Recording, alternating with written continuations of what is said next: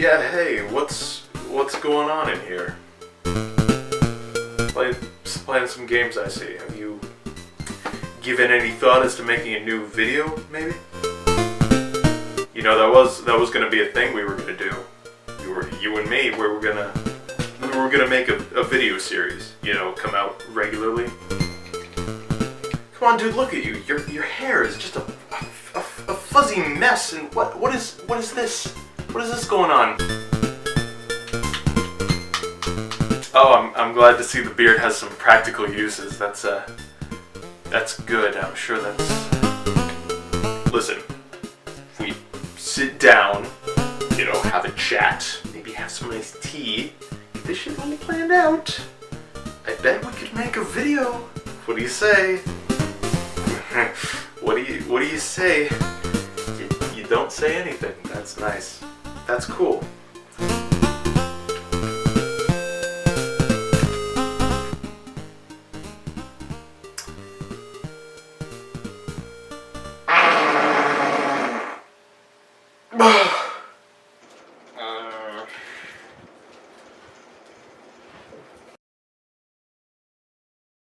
Hello, I'm TheToasterGent, and today I'd like to present the first part of a 3-part mini-series I like to call Japan-exclusive Tales of games for the PSP. Would you believe I actually found more than 7 titles fitting this very description? But over the course of the next 3 videos, I'm only going to be covering 3 titles. Starting with, Tales of the Heroes, Twin Brave. It's a good game. Well, now I've gone and spoiled everything, haven't I? There's no reason to watch the rest of the video. Just log off now. Leave an angry comment. Leave a sexy comment. Yes, leave a sexy comment. Released in Japan in February of 2012, this is one of 3 Tales of amalgam titles for the PSP, featuring 2 protagonists each from every Tales of flagship title through and including Tales of Exilia, along with a select few antagonists as playable characters. This game happens to be the most recent of the 3, and as such, is the only one to feature Exilia characters. The gameplay takes a departure from the typical Tales of style of combat, as this game is a hacky-slashy Dynasty Warriors-esque type of game. Instead of fighting a few enemies at a time with a party of 4, this game pits you and your AI-controlled partner against wave after wave of enemies with one mid-boss and a boss at the end. The goal in each stage is to plow through enemies of varying toughness and abilities until you reach the boss at the end of the level. For bosses, the game has 2 playable characters controlled by the AI team up to attack your team. Listen, is it just me, or do some of these character portraits look a bit off to anyone else? It's strange, it looks like they didn't use either Fujishima's or Inamada's artwork for the character selection screen. Ah, look at Luke! They didn't even give him the right eye color. Guy either? Why outsource the character artwork? This game's foreignness is already beginning to fuck with me. Story mode is broken into 2 categories labeled serious and comical scenarios. Serious depicts a story which is more or less serious in its tone. It's the scenario that expands the game's overarching story. Comical scenario, on the other hand, is typically contained in a canon all of its own and is generally, well, very silly. In each scenario, you're given the option to play on easy, normal, or hard mode. There's really no reason to touch anything other than hard mode, even when your character is at a low level, as hard is the only mode that poses a real challenge. For each scenario, the story is progressed via skit format with the traditional dynamic character portraits often used by the Tales of games. As far as what's being said in the story, I'm really not too sure. I speak very little Japanese, and I fired my translator after I figured out she was the dirty Chinese. But I'm gonna go ahead and do my best to interpret the story for you. Okay, so there's this thingy called the Eternal Sword, taking the form of the Eternal Sword from Tales of Symphonia, and everyone everywhere wants it because, I don't know, Soul Edge was too hard to find or something.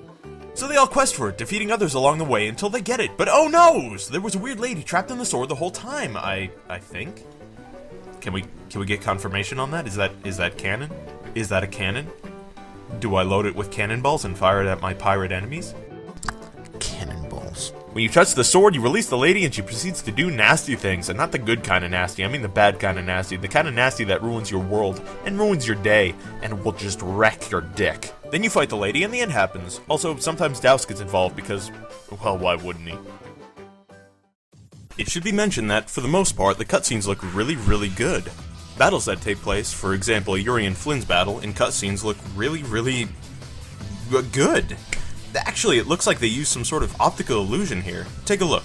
It looks like they used gradients on the textures to make it look like the PSP can display in a higher resolution than it really can. For example, look at Chloe's uniform and the sharp contrast between the red and the blue.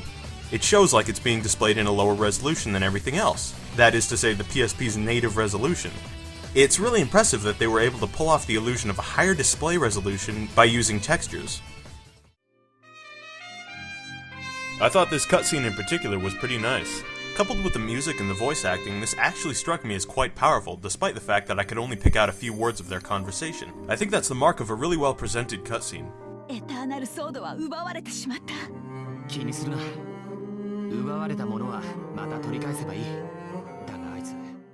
The only thing is that sometimes character models can look a bit strange.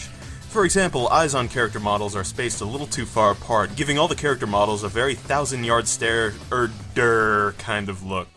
So now we get into the nitty-gritty of the game and talk about the game's core mechanics. As mentioned before, the game plays very similarly to the Dynasty Warriors series of games. Combat's got a very swishy, smash-bang kind of feel to it, if that makes any sense to anybody. Each protagonist has the same combo length of 5 normal attacks, which alternate between 2 attack animations and finish with a guard-breaking 6th attack. Additionally, 3 arts can be set to be activated by holding the left trigger while pressing square, cross, or circle. All arts are pulled directly from the main series, and their attack range, execution speed, and relative power have all been brilliantly adapted for this style of gameplay. Arts can be executed continually as long as you have enough ACC gauge, which stands for Art Combo Counter? Apple Core Collector? Amazing Circumcised Chicken? Aphrodite Creates Comets? Asthmatic Codger Collapses? I don't know. Art costs range from 10 to 30 CC, and the ACC gauge can be refilled quickly via connecting with normal attacks. You can skill cancel arts by using them at specific times during certain attacks. This makes it easier to combo enemies and also reduces the cost of your art by half. Most, but not all arts can be cancelled, and the finishing moves of most basic attack chains can be cancelled as well. Timed hits are particularly tough to pull off, even when you know the timing, but the system feels fair and the timing is very intuitive, so it really feels good to learn and perfect the system. For almost all modes, the game gives you an AI partner to fight alongside you, and hey, props to the game for creating an AI that's smart and easy to handle. There's an option to modify the AI's aggression, so if you ever need your partner to back off and stay put, there's an option to do exactly that. It works perfectly and it can be adjusted anytime from the pause menu. In the case you want to take direct and immediate control of your partner, pressing triangle will take half of the assist gauge in order to call your partner to your location and launch a user set art in the direction your camera is facing. This is a pretty great mechanic as it allows the player to focus on attacking one group of enemies while simultaneously covering himself from any angle, provided one has the sense to use the assist gauge responsibly. Aside from your character's level, there are also a number of supplemental stats which can be upgraded, for example Bond, which is a measure of 2 characters' battle synergy. Bond affects things like how much money and experience you obtain from tournament matches, as well as how fast the assist gauge refills. Weapon and accessory points serve to level up weapons and accessories respectively, increasing their effectiveness. Something that kind of chafes my nips is that you can't move in the air if you jump straight up. You need to be moving prior to your jump, then you have full aerial control. What's with that? That doesn't make any sense for movement to be just completely locked out unless you begin your movement on the ground. Can't the character just, I don't know, let out a fart or something? It's weird, inconvenient, and it just gets in the way of gameplay. Though admittedly not all that much. It's something that really irked me in the beginning, but I unexpectedly found myself completely used to it after a few hours of play. It's time for Super Amazing Pro Tip Super Theta Delta Cosine. See those darker than normal treasure chests? Don't touch those, they explode you. This has been Super Amazing Pro Tip Super Theta Delta Cosine Alpha Omega Super. Oh, it's so righteous. The square button is used for 2 defensive actions, guard and dodge. A guard is performed by simply pressing and holding the square button while remaining stationary, while the dodge is broken down into 2 types. The first type of dodge is performed by pressing the square button while holding the analog stick in any direction, performing a straight line quick move in the direction you hold the stick. Pressing the square button while pushing the analog stick exactly left or exactly right will perform a rotation dodge, in which your character will pivot about 90 degrees around an invisible axis a few feet in front of him. Since the camera is made to face the axis of rotation for the duration of this action, this dodge is best for quickly getting around an enemy's guard to attack their back or flank. This is another example of a mechanic that annoyed me at first. Initially, the move had the reliability of an insert witty metaphor here, what the fuck does that mean? But as I continued to play, it became very second nature. Tournament mode is by far the place where you'll be spending most of your time. Story mode is very short and offers paltry experience and rewards, but the player can easily reach over 22 million gold and max out every character's levels here in the arena. Each round of tournament mode consists of an arena-style fight with many regular enemies followed by a boss fight with 2 Tails contenders and more enemies. It's in this mode that most experience, money, weapon, accessory, and bond points can be gained, by far. One thing I don't like about this mode is the fact that no extra experience seems to be awarded for hard mode, so if you're thinking of power leveling a low-leveled character by challenging your skills, well, balls to you, I suppose. After each round is finished, you're given a group of purple chests containing rewards based on how fast you finish the round. You're given a small amount of time to open the chests and collect the rewards before time runs out, but my question is this: why limit your time at all? That's kinda silly. I've already brutally murdered most of the world's population of knights and werewolves, so just let me collect my reward already. Bitch. When you win a tournament on hard mode, you unlock SD mode, aka Big Head mode. It actually stands for Super Deformed, but that's not entirely relevant and forget it. It's totally silly and it changes nothing, but I like it. Just look at how kawaii Flynn looks. So fresh, so fabulous, so desi. There's another mode called Free Battle mode, and it's more or less the same setup as the story mode missions, only with different goals. Instead of reaching the end and beating the boss, you're awarded medals on the order of bronze, silver, and gold by how well you performed during the stage. This mode is actually rather deceptive, as it doesn't explain all the parameters off of which your eventual grading is based. Instead of clear time or remaining health, the game grades you based on your max combo count and your KO count. This means that you need to A. Spend all the time you can in each level farming kills and combo hits, B. Equip accessories that boost your hit count, and C. Use T-Tray. T-Tore? T-Tree? I don't know how to pronounce that. Seriously, his kicking arts hit for like a bajillion million hits every time you use it. Like, more or less. It's in this mode that the translation patch becomes incredibly useful, as even in version 0.01, every accessory name and description is translated. The effects of the various accessories get quite complicated, so there's little to no chance that anyone would be able to figure them out without first knowing Japanese. So all in all, Tales of the Heroes Twin Brave is a solid action-y beat-em-up type game wrapped in a Tales of skin. The game itself is very easy, but there's a good amount of depth to the combos you can pull off, and there's a lot of room for experimentation. The game controls tightly and movement is quick and fluid. This is really just a solid game, to be sure. I'd say that this game is probably best for people who already are fans of the Tales of franchise, but I think there's quite a bit here to entertain everybody. If you like the Tales franchise, then I'd say it's definitely worth checking this one out. After all, in what other game can you have situations wherein different characters across different Tales games fight side by side?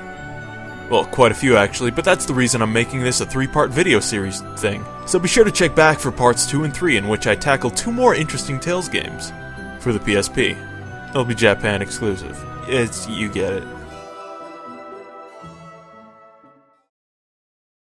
Hello and welcome back to the end of the video. Thank you very much for watching. If you want to see the previous review I did, just click the center of the screen and it'll take you right there.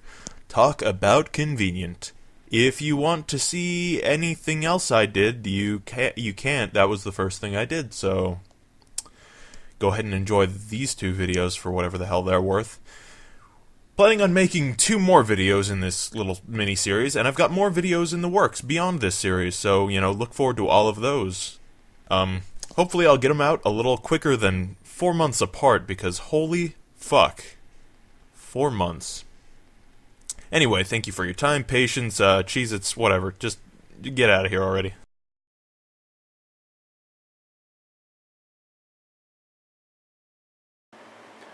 What's that over there? Is it a pickle?